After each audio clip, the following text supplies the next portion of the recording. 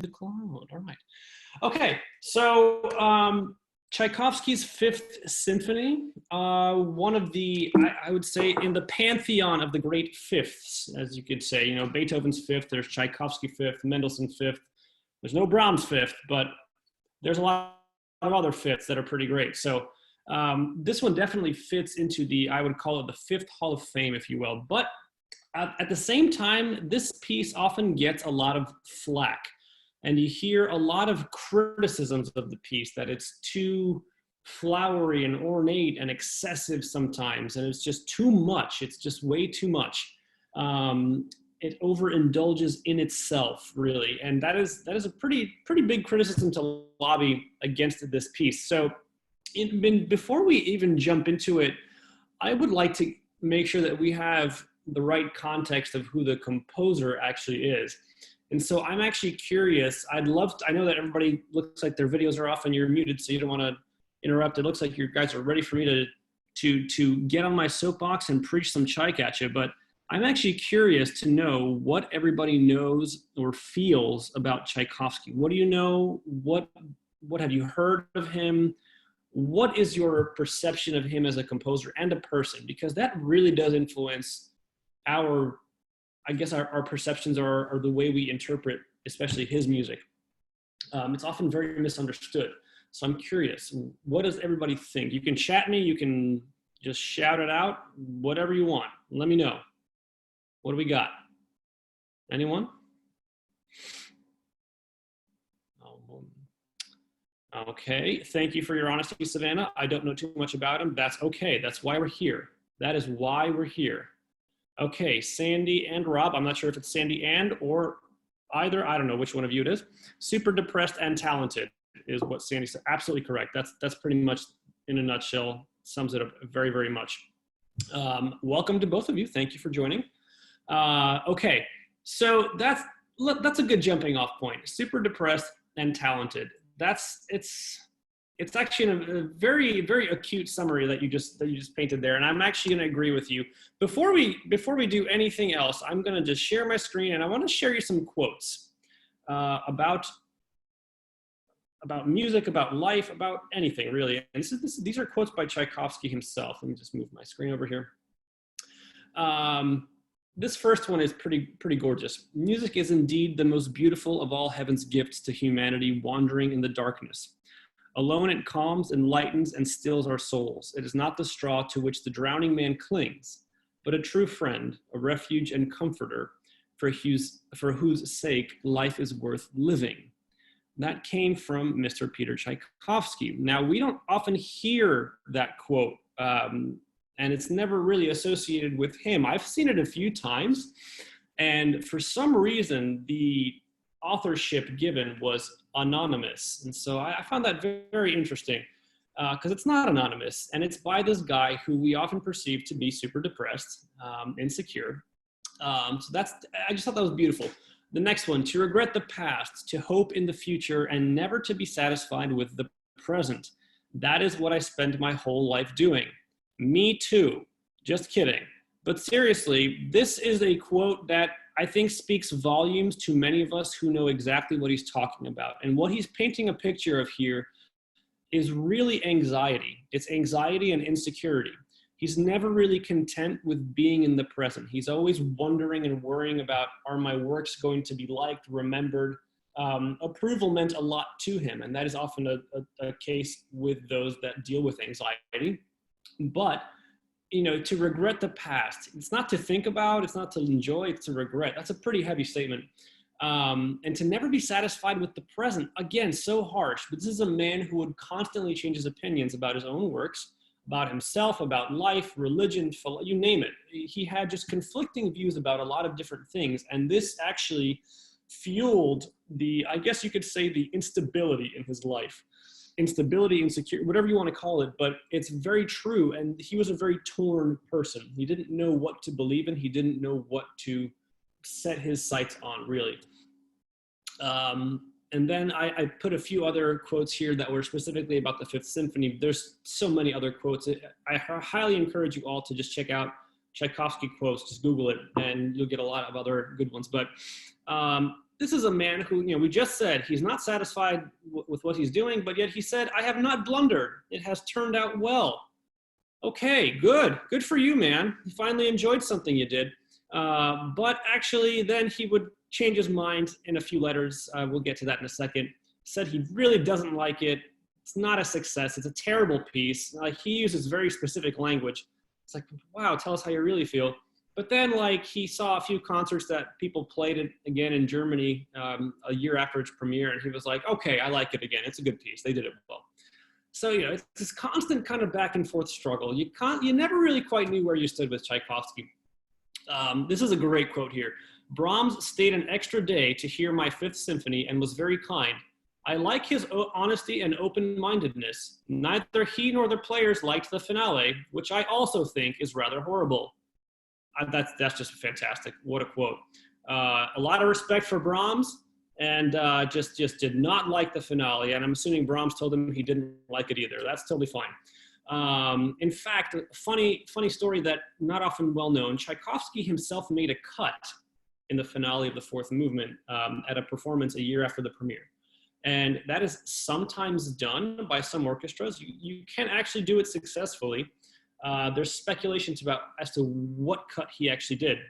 But it's an interesting concept to see that even he, a year after the piece premiered, was still editing the last movement of it. So anyway, the last one here, it's a complete resignation before fate. And that's a very common quote you hear about the Fifth Symphony. That's really about the opening theme. It's not about the symphony, it's about the theme that opens it all up. And we've heard that word fate associated with another Fifth Symphony, and that's Beethoven. We're going to talk about the similarities to Beethoven 5 with this piece in a second. I find them quite ironic, actually. One thing that's never talked about, and I'm not going to get too deep into this, but the dedication. Who has ever heard of that person? Theodore Ave Lallemand. Anybody?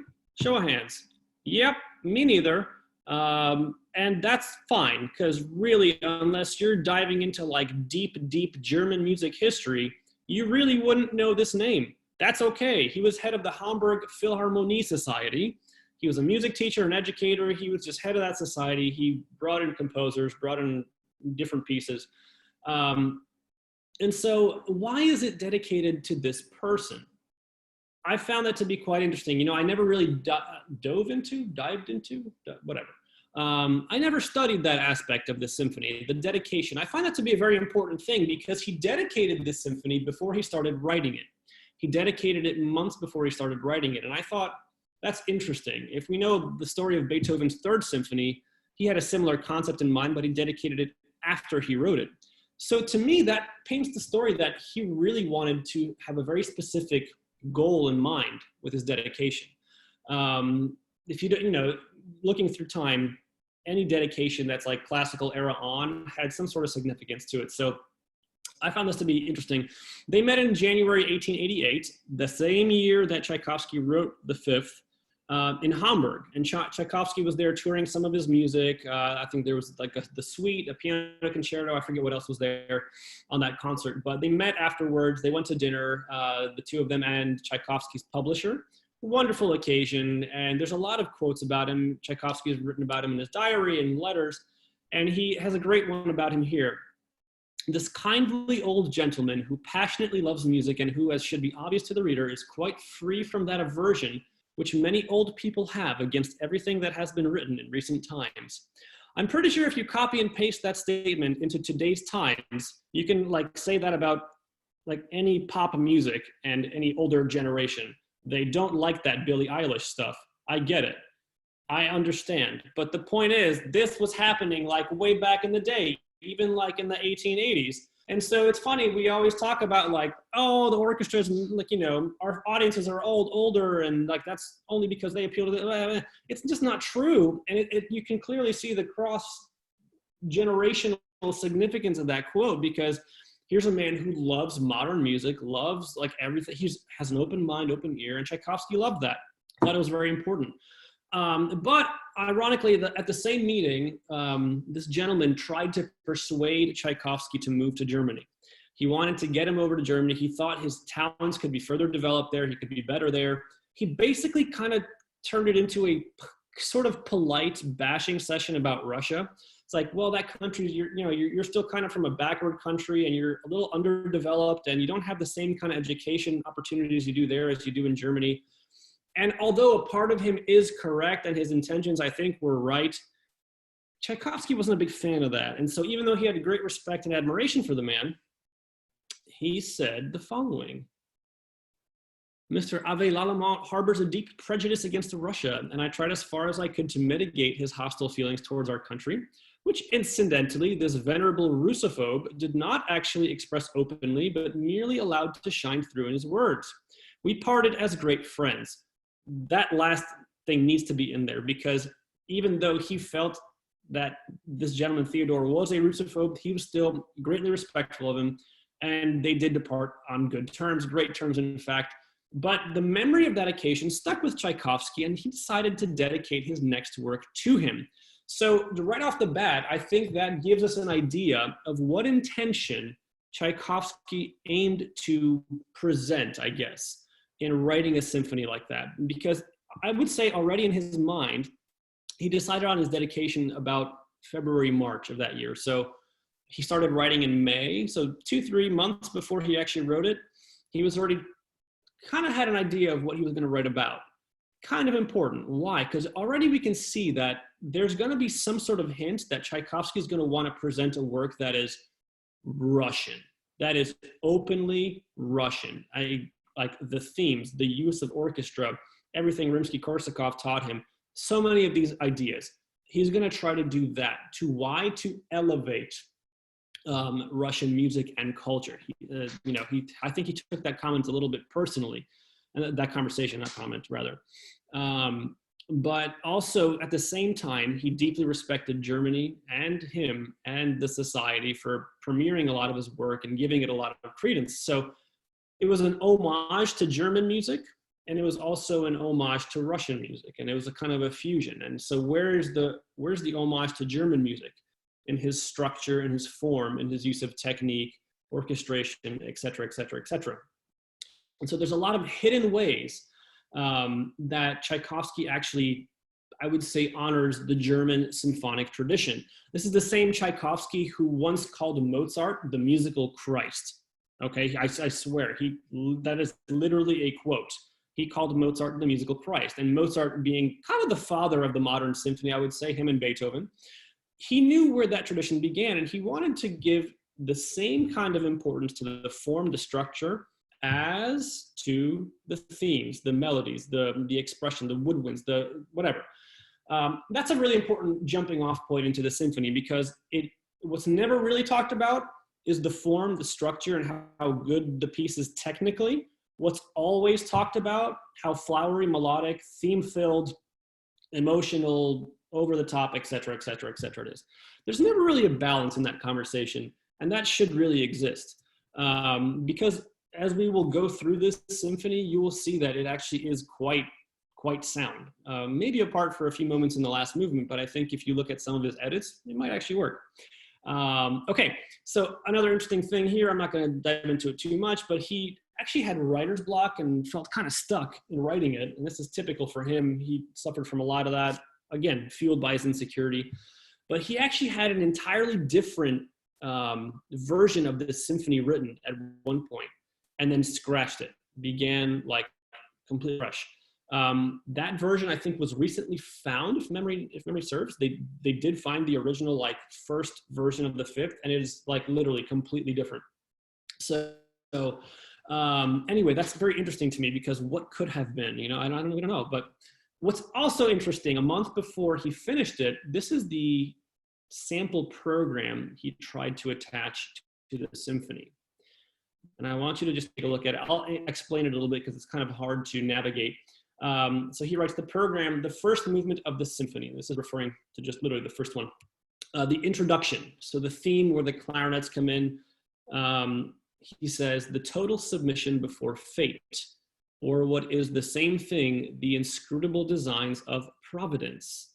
That second part of that line is, again, never really spoken, because it doesn't have to be necessarily a bad thing, this fate thing. And we often romanticize the idea of Tchaikovsky being a depressed, insecure guy, with the idea of fate, and we put those two together, and it's like, man, ultimate depressive, like, anthem here. But it's really not.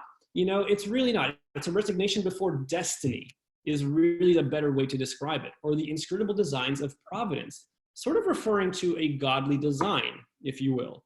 And so it's really just accepting what is to come. It's not as dark as I think a lot of people have made it out to be. Why do we also we can look at further evidence. Let's take a look at, refers to the first theme. The first theme of the Allegro, which is basically after, I think, a few measures. Yeah, measure 42, when the clarinets and bassoons come in, that ba-dum, ba-dum, bum, bum, bum, ba-da-bum, bum, ba-dum, ba-dum, ba-dum, ba-dum. Murmurs, doubts, laments, reproaches against. Okay, that's kind of dark. Got it. But with anything like that, in a good symphonic form, there has to be balance. And so in his mind, he wrote, okay, well, to balance that, I have the idea of faith. Again, the positive aspect of the symphony that's not really talked about, and that's theme 2. And theme 2, we'll get to in a second, but where's theme 2? I'm gonna scroll down here. There we go, theme measure 116. I needed a cheat. Okay, 116, I just wanted to find it quickly. Here we go. Oh, of course, yeah. Where the violins come in with that whole theme. And so we have already a balance, which is sort of the important part of symphonic writing. You have one emotional contrasting theme with a very different kind of theme, second theme. Good. And then he writes a wonderful program, if only it can be fulfilled. And so it's interesting why he scrapped the vision for this program. I'm not sure personally why he didn't choose to go ahead with it. Up to you to go research and find out if you're curious about it. But the original design, I think, is important. The dedication is important. His original concept. Anyway, so and then even after he finished writing it, I have already mentioned this, but he had a love-hate relationship with the piece. I told you he hated it, he loved it, he hated it, he loved it. And this is a great quote here that I included that he himself gave us. Okay, with each day that passes, I am increasingly certain that my last symphony is not a successful work, and the realization that it is unsuccessful, or perhaps that my powers are declining, powers of composition that is very distressing to me. The symphony is too colorful, massive, insincere, drawn out, and on the whole, very unsympathetic. Am I indeed, as they say, written out? If so, then this is terrible. Whether my misgivings are mistaken or not, regrettably, I've concluded that the symphony written in 1888 is poorer than the one in 1877. Man, that's some harsh words against himself. I mean, he sounds like a music critic at like a bad symphony. I mean, to say that the symphony is too pretty much everything you could write here is pretty harsh, even on himself, because we're going to dive into this in a second and kind of realize it's actually pretty dang sincere. Massive. Let's talk about Bruckner for a second. We'll talk about massive, okay? Colorful. Why is that a bad thing? So it's interesting. His whole perception of this piece, obviously a very weighted one. At this point, he was very conflicted about a lot of things. Obviously, in the quotes you've seen already, there is just complete, I have no idea how I feel about things in life. There's anxiety. There's just a lot of stuff happening in his mind. And so from this troubled mind, we get this amazing piece that we have today. So if you have your scores, I would highly encourage you to open your scores up, because we're gonna dive in and actually go through this piece, and we're gonna talk about just how good it actually is. If you just joined us, I sent a link to the Google Drive, or you could just IMSLP the Breitkopf and Hartel full score edition of this. Go ahead and do that. I'll stop sharing my screen because I know some can't access their homepage while I'm sharing my screen. So go ahead and pull your scores up. We're going to dive in here in a second. Okay. All right. Everybody got them? I hope you do. Those of you joining us at home, hopefully you have a score of some sort. All right, so movement 1.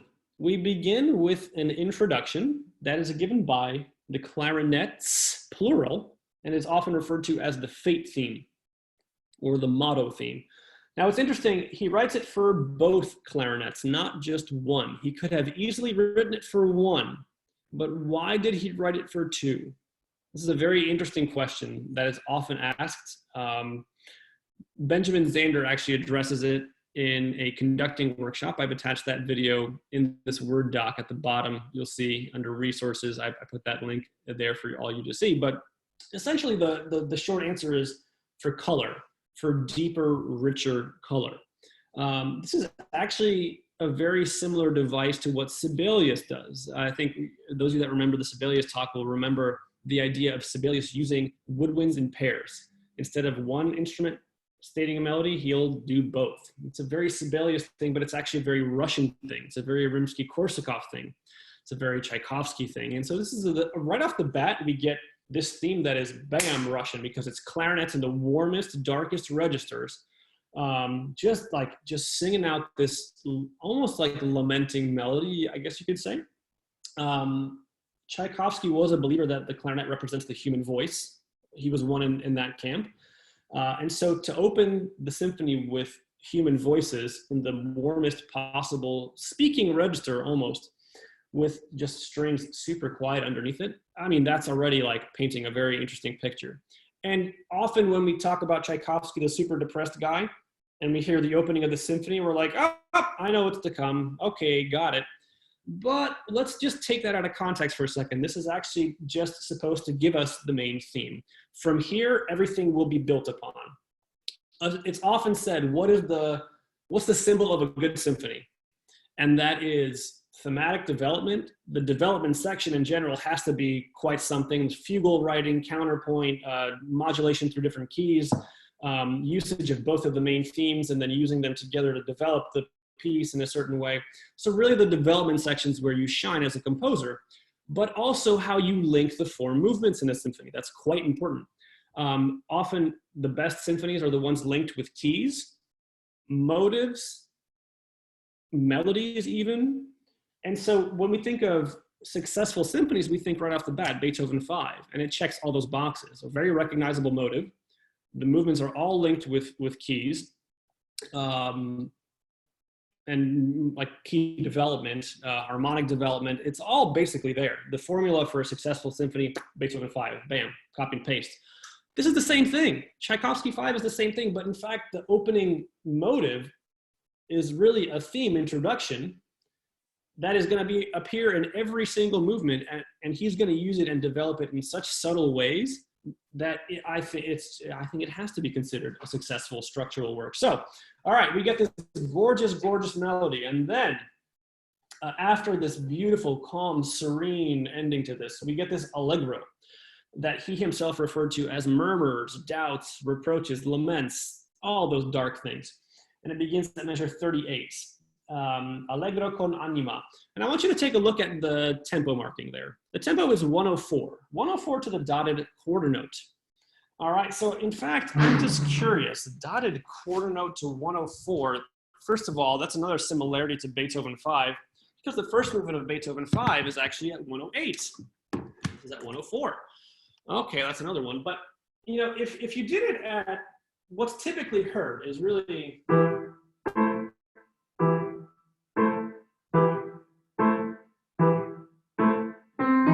Sorry. So that's really the normal speed, the accepted speed of that. Now, what's that? 69, 72 to the quarter note-ish, thereabout. So what would 104 be?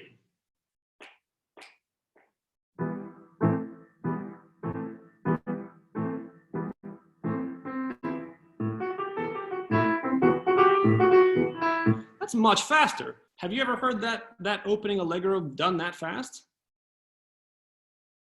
I haven't really either. And so right off the bat, this piece is often attacked because it's too drawn out. It's too excessive. It's too this, it's too that. Well, conductors don't really help Tchaikovsky out here because Tchaikovsky pretty much states like, dudes, don't let this piece die right in the beginning. It needs to go fast. It needs to move. It needs to have a life. It needs to have a quality of motion. And often it doesn't. And it just gets stuck and it stays there and everybody falls asleep by minute 4. It's too bad. But really, this piece should, from the beginning of this, be completely different from what just came before. It should be light, just flowing, just light and easy, nice and gentle. Just go and flow. And oftentimes it's not the case, and it's too bad. The thing I hate the most is going to see a performance of Tchaik 5 and hearing like a rehearsal tempo at the opening allegro. That is just, ugh. Anyway, so we get this lamenting theme. And then he actually starts developing this theme right off the bat. He starts expanding the orchestration, so he starts adding counter themes. If you're following along in your scores, you know, I want you to take a look at the clarinet and bassoons that open this theme. 4 measures in, we have the introduction, we kind of set it. It's this like a march almost. It's a march. And again, in the very low registers, human voices. But then again, right after that, he gives us a completely different counter melody to it before B, and measure 47, 8, 9, in the flutes and the clarinet too.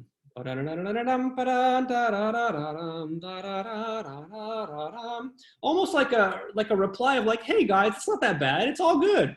We're in a major key here, like, hey, things are not bad. We're modulated to G major, dude, so it's gonna be good. And so this counter melody to theme 1 has to almost be, it's good. And again, often it's done overly flowery, romanticized. I mean, it's not an operatic aria here. Like, you know, let's just move this thing along here, you know. But again, we're hurting Tchaikovsky in the process because it wasn't his intention. This isn't 1800 where Beethoven's metronome markings can be debated, and often are. And it says his music is too fast. This is Tchaikovsky. He wrote it in 1888. The science of metronomes was far enough advanced by then that he knew what he was writing. And he also wasn't deaf, so he heard what he was writing. Anyway, sorry, that was, anyway. But moving right along, swimmingly moving right along here. We're gonna keep going. It develops, there's clarity. And even, again, there's a really cool thing here that he does. Kind of right off the bat. Let me see, where's a good place I can find it. Okay, good. Yeah, if you're following along after letter C, actually at letter C is where we should look at. This idea of hemiolas and syncopation, which he took really again from Brahms, another master of the symphonic form. The idea of cross rhythms, hemiolas, metric modulation is a device that Brahms is very known for. So already he has an homage to Beethoven and Brahms, and we haven't gotten past letter C in his symphony. Okay, really cool, very important to note. Again, 2 things of the German symphonic tradition that we've already established. Okay, hemiolas, we've got all that. So again, theme 1 is still being developed. All right, and then finally, we get theme 2 after letter F. He's already developed theme 1. Now we have theme 2 in the strings with a counterpoint to it also, another German device. But yet it's full of this lush romanticism and emotiveness almost. And in fact, he then all of a sudden slows down. It gets very, very, very slow. And then a stringendo and back into tempo 1. There's so much happening. There's so much happening. And the problem is with this movement, oftentimes if you play it too slowly, you don't get to feel a lot of these different contrasts. Because if you start the movement too slow, it's going to stay slow. And even if you get faster, it's never going to recover really. So there has to, again, be the idea of balance. You have to help Tchaikovsky. What I love is this section at measure 150. Measure 150, which is the Pochettino, the arpeggiation.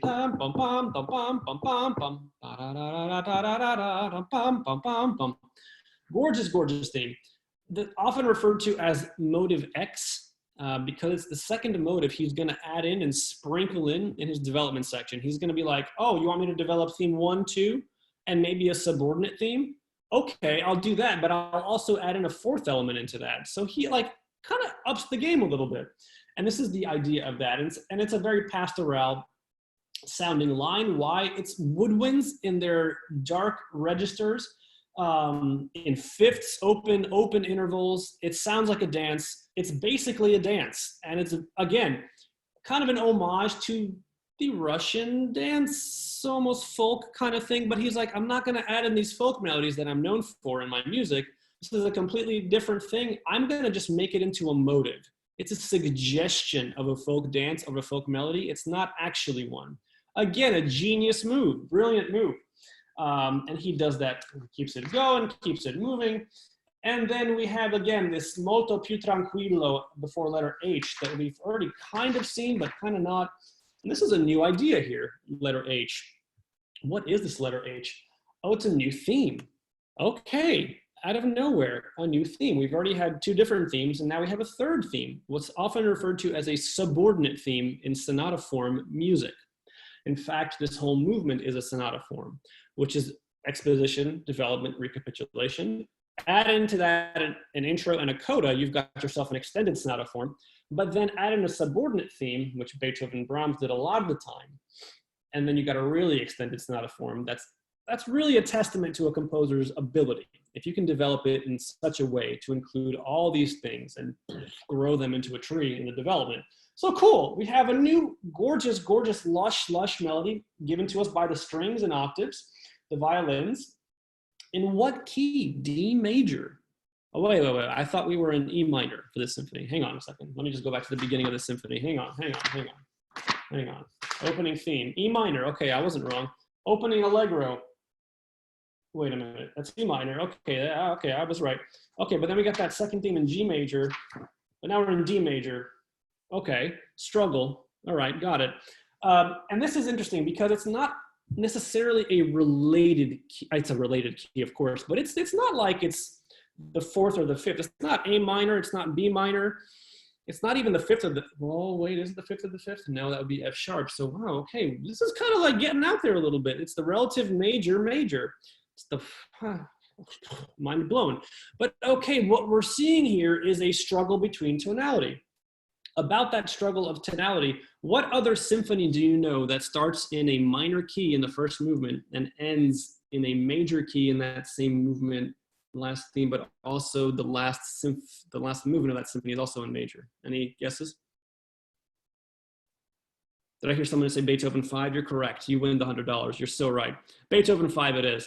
Beethoven 5, first movement begins in C minor. By the end of the piece, we're in heroic, triumphal C major. C major, no sharps, no flats, everyone's favorite rehearsal key. But it's really the same kind of idea, but again, he takes it a step further. It's not like, I'm just gonna like give it the same relative key. I'm gonna go to D major. Okay, good for you, man. Kind of expanding your territory there, good for you. D major is going to be an important key, and I want you to remember why. In a second here, I'm going to bring it up. So D major, important thing to note here. And then we finally get to the development, which is letter K, measure 214. And what opens it? That whole motive X, that pastoral in the woodwinds. Bum, bum, bum, bum, bum, bum, bum, bum. But it doesn't really quite finish saying what it needs to say here, and it kind of keeps on going. And then we get to the fugue, and then we get to the canon. And then we get to all the things that a good development should be. And this is a very, very tricky section for orchestras to play. Any development section in Tchaikovsky is known for its difficulty in the fragmentation of it, in the motives that he uses and how he uses them. It can get a little exposing because one instrument will play and another one will respond right after, and it's in a different phrasing, it's in a different part of the measure. So it can get a little bit like, whoa, what's going on here? And often this makes or breaks a good performance of any symphony, but especially Tchaikovsky. Again, it has to be light, it has to move, it has to have a confidence to it. And this is actually a beautifully written development section. If you look at this whole thing, he uses every single theme, the opening motive and motive X, and he uses them all to develop this structurally and through his different keys. Kind of an amazing development section. Okay, so we're just gonna, for the sake of this presentation, we're going to say that it's great and move right along. And then we get to the false recap. The false recap at letter Q, where it doesn't quite get going. It's in like a second inversion E minor, so it's not quite stable. Okay, so where does the recap actually hit? Anybody know? There's new material he presents here. What? There's new material at 180, 358. Oh, that's cool. All right. New material. All right. So where is the actual recap? Anybody know? Strange. I don't know. Anybody know? That's the genius of Tchaikovsky. It's not given to you on a silver platter. Again, the evolution of the symphony is well at hand, because whereas in Beethoven, we'd know, ba, ba, ba, ba, hey, it's back, the recap, I know where that is. Here, he kind of hides it. He gives it to you in the bassoon, but it's in an inversion. It's in the same key, but you don't feel like it's quite settled, and so you don't really feel like it's gotten there. And in fact, it does later settle. In fact, he gives us the same theme one again at 389. We're back into theme one, but then he reorchestrates it. It's different, it's flipped. And then we get back to motive X, and then theme one again, theme two again. And again, he kind of develops the recap even a little bit. And then we get to the coda at letter Y, which is measure 487. And we get a little bit faster here. Traditionally, it's always done a little faster. And then we have a very, very exciting finish to the end, but wait, no, we don't. It actually ends in a very solemn way. Everything fades away. Instead of ending big, big, big, big, big, big, big, he's like, oh, wait. I'm gonna have to balance this movement out.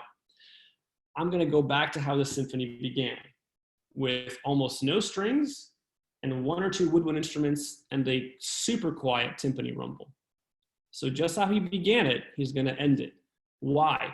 He had to have balance to the movements, but also he had to introduce the second movement, the character and the key of the second movement. Okay, so let's look at the second movement now. So he ends in the key of E minor, first movement. I mean, barely audible E minor, but it's there. And then the second movement begins with a very tragic key, B minor, especially tragic for Tchaikovsky. Look at some of his music. The key of B minor means a lot to Tchaikovsky. So already we have a very emotional opening to the second movement. Very low strings, again, kind of mirroring the beginning of the first movement, very low strings with clarinets, but this time no clarinets, it's just strings, giving us this just almost like it's like an exercise in harmony, really. And it's a beautiful development of chords, progression of chords that he takes us on a journey of emotion in the span of about, 16 chords. And it's amazing what you can do with so little. You add in second violins, like 6 measures in, and it's like, whoa, the stage is set for something big to happen here. And it sure does. Then we have the glorious, sweeping, absolutely stunning, probably my favorite horn solo of all time. Tchaikovsky's horn solo of this movement, which is just, it's incredible. It really is just such a piece of music. It's also super hard, but it's also super gorgeous. Aaron, I know you have memories of playing this thing. I'm sure you've played it a ton. I don't know if you like it or you don't like this solo. It's notoriously difficult, but once you get past that, I know, undecided, I understand. But once you get past that, it really is, it's just such an expression. And I think personally, this is an expression of Tchaikovsky and how he felt about himself. He is capable of writing beautiful, lush, romantic, big, beautiful melodies. This is a perfect testament to it, but the melodies also has a weight to it. There's a different element there attached to it. And you can kind of see the journey, in the beginning of the movement with the strings.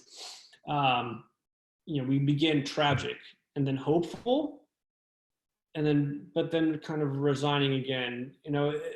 This harmony is so incredibly impactful, and each chord has a different meaning. If you don't know what I'm referring to, please go and listen to the beginning of the second movement, and listen to a few different versions to get it into your head, because I think it's absolutely gorgeous how powerful it can be.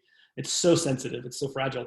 But then, okay, we have this beautiful horn melody, and it almost does sound like a resignation before fate on some level. It almost has this lamenting quality to it, but it's okay, because his friend, the oboe, is gonna come in here, measure 24, and be like, hey guys, it's all right, don't worry about it. I'm gonna balance this out.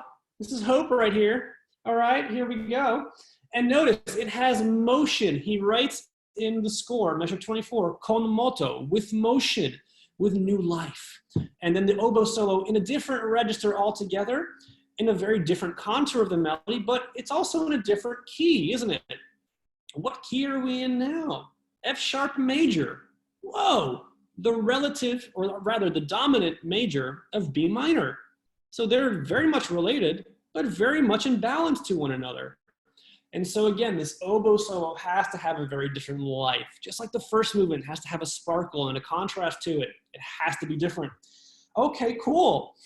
Well, then we kind of are taken on this journey, and he kind of uses this. So the form of the second movement, I'll just tell you, is an ABA form, what's known as a standard ternary form, ABA.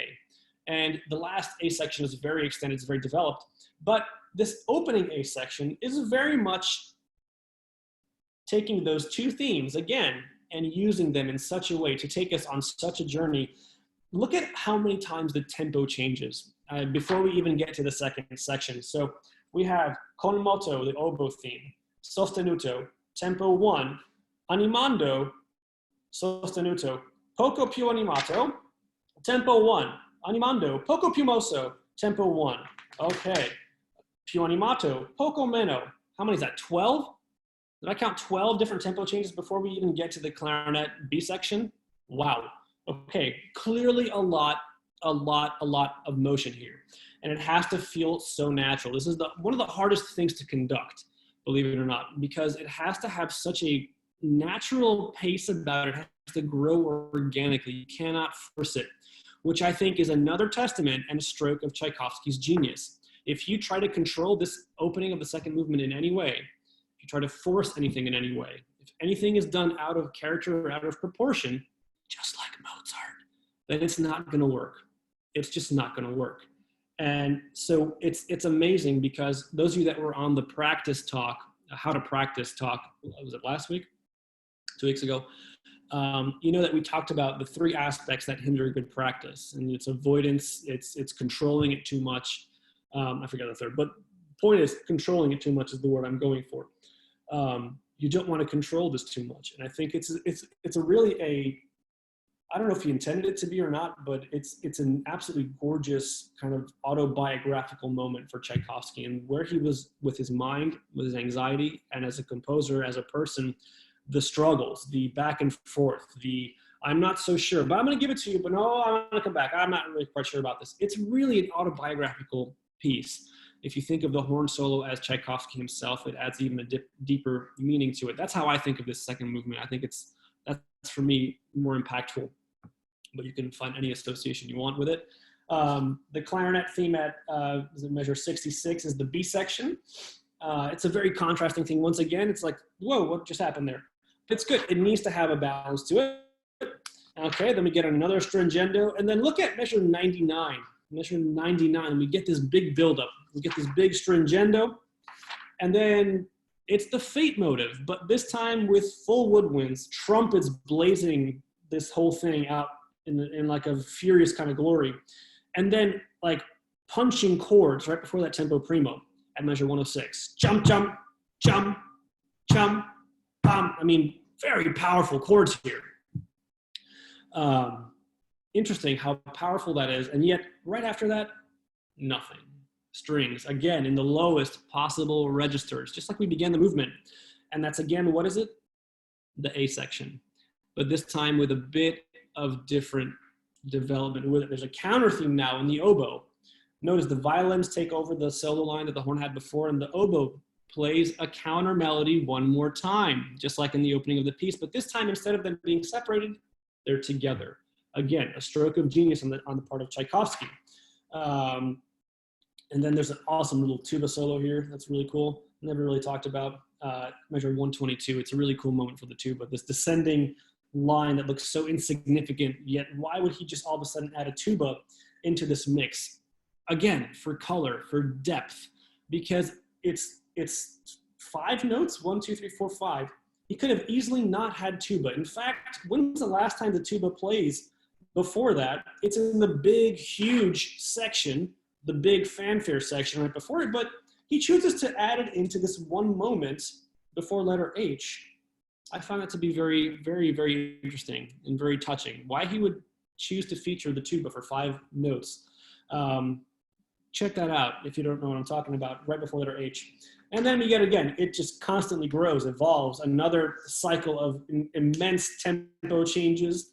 I'm skipping ahead a lot. I know I'm giving you a little taste of it. And then again, we kind of end the movement. Notice the last 4 bars. We again get to a pianissimo sound, texture, very dark, very low once again. And we end on, in what key? D major. You remember that key of D major that we talked about in the first movement, that subordinate theme? Again, another way Tchaikovsky is able to link the movements. 1 and 2 are linked with D major.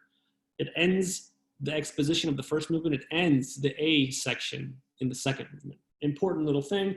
And check out what instrument also gives us the melodic material at the very end, the clarinets, the same ones that begin the movement, the first movement rather, end of the second movement. Again, another balance to it. And then we have a complete change of pace with the third movement, a series of waltzes very much in the style of Johann Strauss, an homage to Austrian music, an homage to dance music, and an homage to Beethoven in a way, because if you look at the second part of it, it's really a scherzo in the style of Beethoven.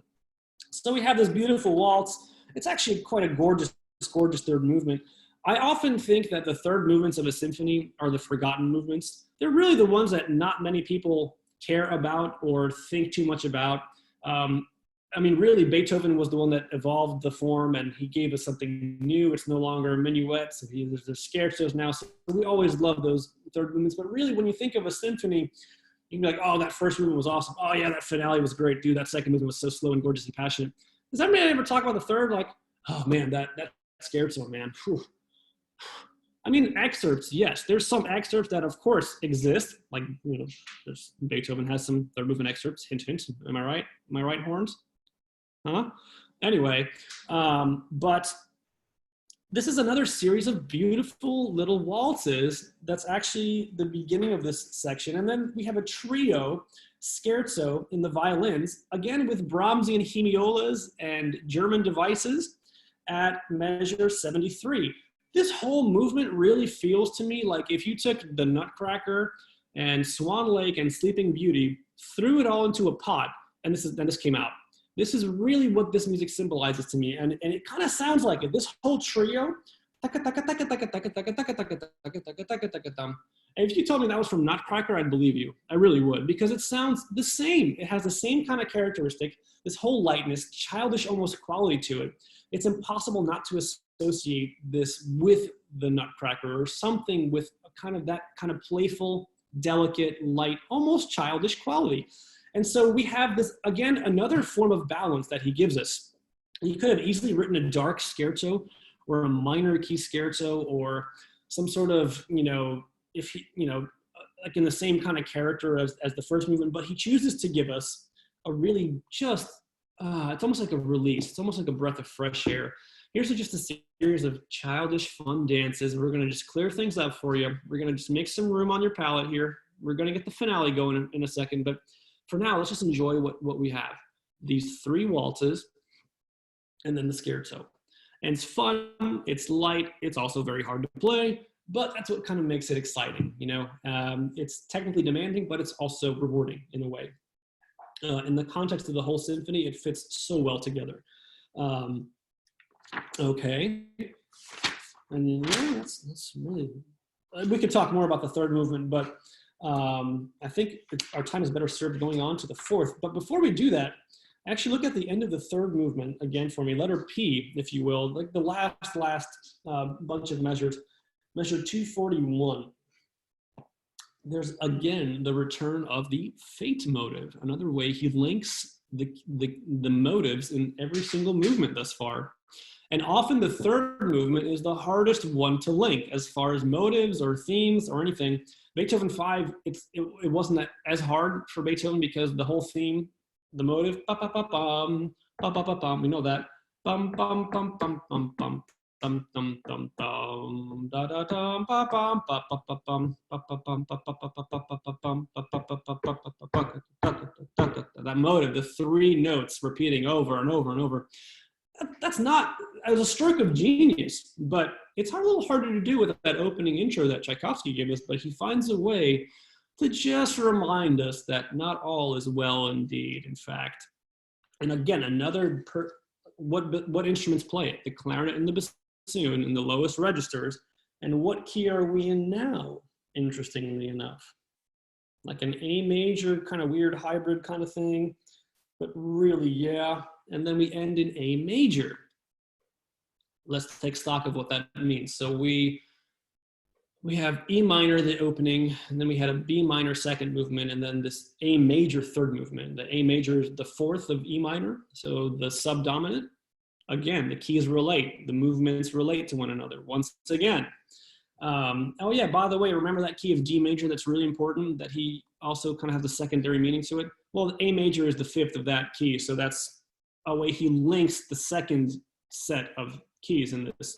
Stroke of genius, the man knows what he's doing.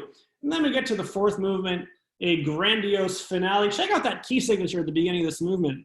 4 sharps. We're not in C sharp minor, folks. We're in E major. That's exactly what we're in. Hey, wait a second. I thought we began the symphony in E minor. Now we're in E major? That sounds suspicious, like Beethoven's Fifth Symphony. You're absolutely right. It's exactly the same affect. And in fact, when we think of the arrival of the fourth movement of the Fifth Symphony, this massive buildup that begins with the timpani, with that big timpani kind of roll, and then we get to this bum bum bum bum bum bum bum, very huge heroic kind of fourth movement opening. Same thing here. He takes the fate motive, the motto theme, whatever you want to call it, and he turns it into a major key, almost like victory over fate, almost like it's going to be a good ending to this whole situation. And really, it really is. And this is, again, another sonata movement with a lot of development, with a lot of different themes attached to it. But again, another instance of a perfectly structured sonata form.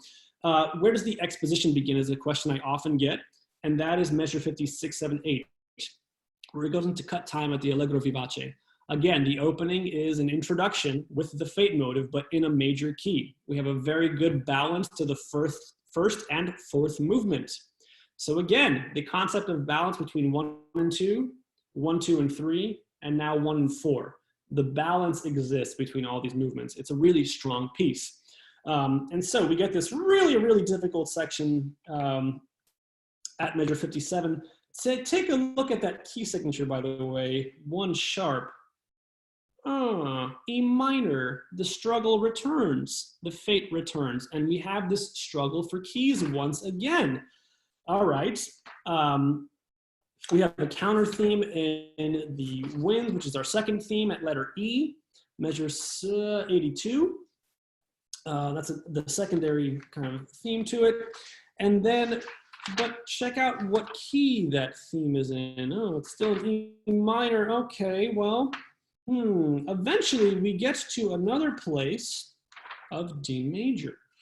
He finds another way to link E minor and D major in the same movement, and once again have this relationship of these keys that seem not related at first. Great extended development section in this. I mean, it just goes on and on and on. There's different things. There's chromatic development. There's like common tone modulations. It's really something else. And then there's this really cool fugato canon section. If you look at measure 234, really cool kind of, I would almost say this precedes Shostakovich in a way. It almost sounds Shostakovich-like to me. This whole section of the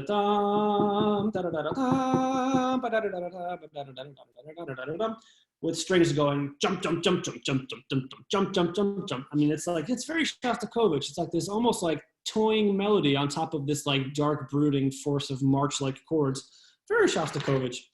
And then we get back to the recap and things, again, tempos all over the place. And just go ahead and flip through to the end of this.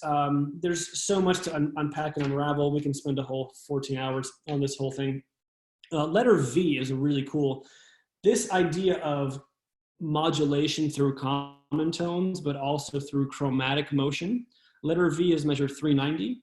It's actually quite a stroke of genius how he gets us back into letter W, which is kind of like letter I, in a different key though.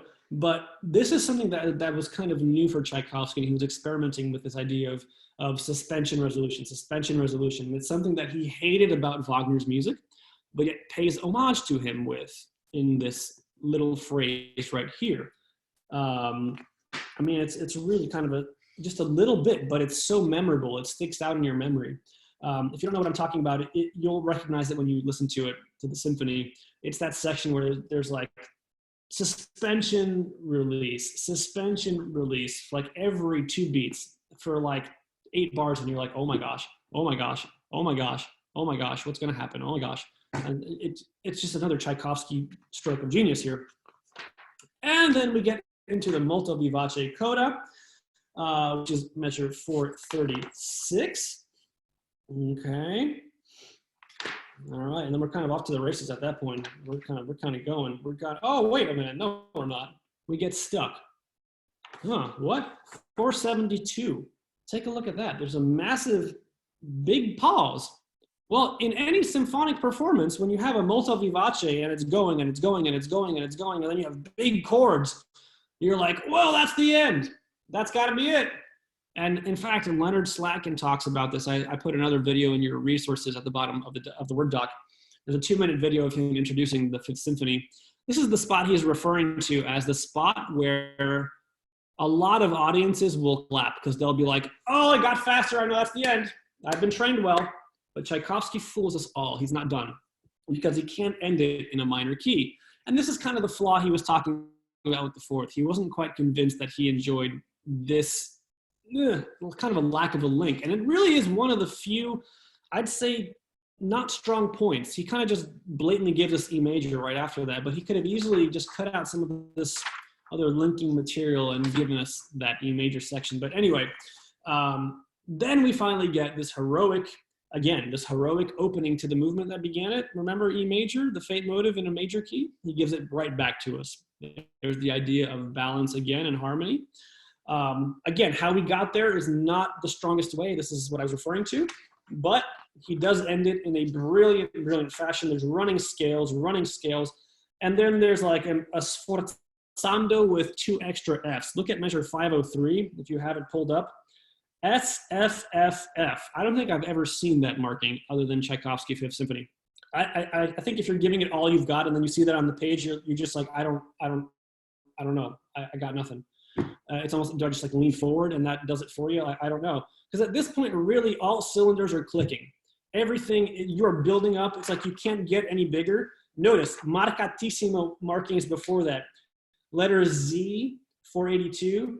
Double F, fortissimo. But wait, when we get to AA, in measure 490, triple F.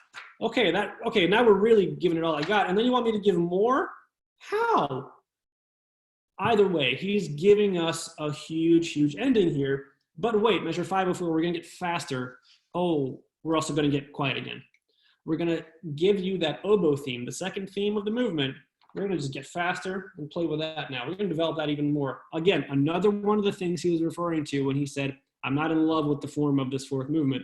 This is what he was referring to. He didn't need to extend and develop this even more than it was, which is why many audiences think the piece is over and they clap like right before this that I referred to, because it really could have ended anyway.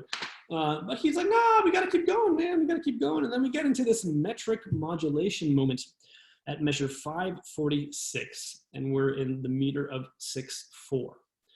Those of you that attended the Sibelius lecture a few weeks ago, or just know a lot about Sibelius's music, know that that's his favorite meter to write in. This is where he kind of got it from, Tchaikovsky and Rimsky-Korsakov, the Russian School of Music, because you have so much possibility in 6/4. You can either do it in 2, you can do it in 3.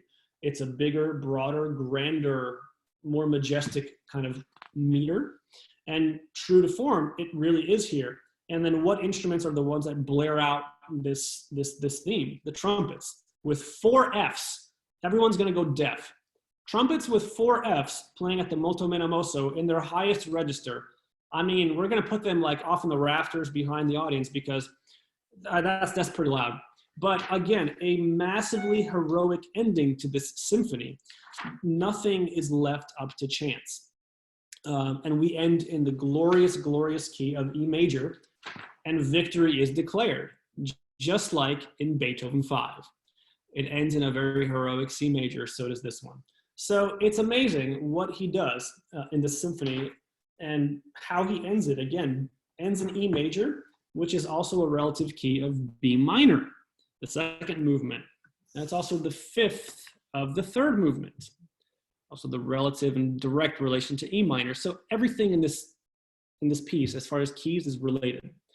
It's related on one or two or three levels. The development of keys, extraordinary. The linking of movements and all together with motives and the themes being present in some of them, the use of arpeggiation and orchestration. The clarinet features prominently in every single movement in some way. It announces new sections and developments in every single movement. This piece is really well written. And it's a testament to his power and ability as a composer. And it's amazing that, you know, this piece is often discredited as being too flowery or too emotional. And I think the reason why is because it suffers from overindulgence. It suffers from the piece not being given what it's written to be done. Basically meaning the tempos are not often observed, dynamics are not often observed, not all the tempo changes are also observed. And so what we get is a recomposition of Tchaikovsky's work. And whereas it has a lot of significance and a lot of personal meaning to him, and it is supposed to represent Russianness and that grand music that he loves and is obviously known for, it's not supposed to get too carried away. I think he was very cautious of that. He was also very good about writing in form. He developed these forms extremely well and even added some other challenges we don't see in other places. So all in all, this piece is an incredible symphonic work. Does it suffer from a little bit of over-emotionalization in some of the themes? Yeah, of course. And there are a lot of themes in this. It's almost hard to keep track of. Sure, I'll give you that. But all in all, every single one is memorable. That's hard to do. There's often times where we take any Beethoven symphony. You can probably hum one or two of the main themes in any symphony, but can you hum 4, 5, 6? You can do that with this one. And that's a testament to his personal ability. So it's an interesting place where in his life where he wrote this piece. I'm glad he wrote it when he did, because I don't think it would have been the same piece if not for all the things he was dealing with. He was a very troubled guy. He had a lot going on in his mind. He was conflicted about just about everything in his life. I mean, the famous stories of him and his struggles with homosexuality are very well documented now, but how much that impacted his life is now finally beginning to get an understanding. What's interesting is how much his struggles with homosexuality in his culture and also around the world at the time, society, that wasn't obviously a well accepted thing at the time yet. And so the question has to be asked, did his music suffer and his reputation suffer because of that extraneous element? You know, did his symphonies get characterized for being too blank because of other things other than what they actually are? You know, is his symphony judged for more than just the content of its music? And really, when we take a look at the Fifth Symphony as just the Fifth Symphony, we just proved it's a pretty impressive, powerful, very well-written work, apart from two things in the fourth movement, that's fine. But really cool piece. It's one of my favorite symphonies. It's one of the first symphonies I remember hearing as a kid and actually liking and enjoying and really having it stick with me. And I think for that reason, it's an important piece, because sometimes we just have to ignore everything else and just play the things and love the things that we like and remember. He dedicated this piece to a man who he said has no prejudices against modern music. You know, he likes all music. And I think Tchaikovsky was attempting to give us music that he loves and enjoys and hopefully would be enjoyed. And that's important to remember. His dedication holds a special weight, as does the music itself. So I hope this helped give you a new, or maybe not new, but hopefully it added to some perspective you have of this piece already. It's one of my favorite pieces. We can talk about it extensively if we want. I got to conduct this piece last year at a competition, actually, in Los Angeles. I greatly enjoyed that. It's the first time I ever got to conduct this piece. So that was a really cool opportunity for me. But, you know, it's an amazing piece. And if we just ignore a lot of the things and a lot of the baggage that Tchaikovsky holds with it and the symphony itself holds with it, and just enjoy it for the sake of it being music that is beautiful and means something, then I think we can be capable of opening up ourselves fully to this piece. And I encourage us all to do that. I'm excited for us to do it next year too. So, well, for all of you that are watching on YouTube right now, cat's out of the bag, I guess. We're doing it next year. But anyway, that being said, time to conclude this one here. So if you have any questions, if you have any comments, I'd love to hear them right now. You can either put them in the Zoom chat, or you can just kind of blurt them out, whatever you want to do. Just let me know. Let me know what your thoughts are. I'm curious to see what your thoughts were previously. Did this change anything for you? Do you still like or dislike the piece? Just let me know. What do you think? Savannah, you asked, was it meant to be as similar to Beethoven as it ended up being? I think it was. I think it was Tchaikovsky's attempt to honor Beethoven in a way. He obviously venerated Beethoven and Mozart as composers. What he got from them in terms of stylistic and formal writing for symphonic writing, I think you can't argue that it was a testament to Beethoven 5. And I put some more similarities in your Word doc that you'll notice there, but I think it absolutely was intentional. And I think he did very well at it as well. It's interesting too, because Beethoven 5 is often called the Fate Symphony, like Beethoven's Fate motive, like da da da da. Tchaikovsky's Fate Symphony too. You know, so there's a lot of similarities that are on many different levels too, that I think were intentional. We can get into the whole idea of how that came to be, and you know, when he dedicated it, he set to write a program about fate, and did that influence his writing of the piece? Did he try to model it after Beethoven? We can get into all that. But I think just looking at it from what we have, the physical piece of music, it absolutely 100% has to be compared to Beethoven for that regard. Good question though, really good question. Anyone else? I have a question, Mr. Mileski. Well, my question is how you access the links to Google Drive? Because my laptop was acting up, so I was trying to access the file. Gotcha. I just sent it to everyone in the meeting right there. So you should have that link. You're welcome. Okay. What did I miss from the beginning? Because also, you know, it was act up to then too. That's all right. Not a problem. Not a problem. Okay. Anyone else have any questions before we get going? No? Okay, well, guys, thank you so much for joining, for coming to listen about Tchaik 5. I hope you liked it. I hope it was fun. And yeah, just thanks for stopping by. I hope you enjoyed it, and happy listening, happy playing, happy practicing, all that fun stuff. So enjoy the rest of your week, and we'll see you next week. Check your topics in your email. They're going to be good ones. I'm going to have fun with them. So we'll see you next week. Until then, happy music, everyone.